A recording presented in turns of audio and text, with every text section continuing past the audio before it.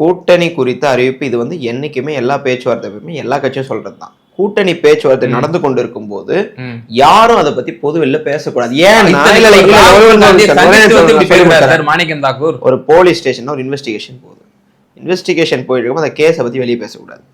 அந்த மாதிரி ஒரு பேச்சுவார்த்தை போறப்போ, ஒரு பேச்சுவார்த்தை நடைபெற்று கொண்டு இருக்கிறப்போ அந்த பேச்சுவார்த்தையில சில விஷயங்கள் இது விவாதிக்கப்படும், சில விஷயங்கள் வந்து ஏற்றுக்கொள்ளப்படும், சில விஷயங்கள் ஏற்றுக்கொள்ளப்படாது. அந்த மாதிரி வந்து பேச்சுவார்த்தை சென்று கொண்டு இருக்கும் போது பேசக்கூடாது என்பது நாகரிகம். அந்த நாகரிகத்தை வலியுறுத்தியது திமுக.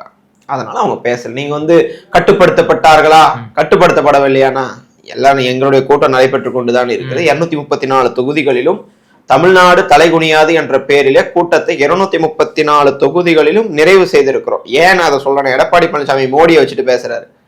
நாங்கள் என்டிஏ கூட்டணி பிரச்சாரத்தை தொடங்கிவிட்டோம், எதிரணியில இருக்கிற திமுக கூட்டணி இன்னும் தொடங்கவே இல்லை. ஆனா எடப்பாடி பழனிசாமி அண்ணா அவர்களே, நாங்க திமுக பிரச்சாரத்தை தொடங்கி 1 வருஷம் ஆகுது, சட்டமன்ற தேர்தல் பிரச்சாரத்தை தொடங்கி 1 வருஷம் ஆகுது. நீங்க கூட்டணியோட பிரச்சாரம் கூட ஸ்டார்ட் ஆகலன்னா நீங்க கதவை திறந்து வச்சா ஒருத்தரும் உள்ள வரல, அதனால நீங்க ஈஸியா நடத்திடுறீங்க. டே டு டே வந்துட்டே இருக்காங்க என் கூட. சோ வந்துட்டு எல்லாரையும் அரவணைச்சு நாங்க கூட்டம் நடத்த கொஞ்சம் டைம் எடுக்கும்.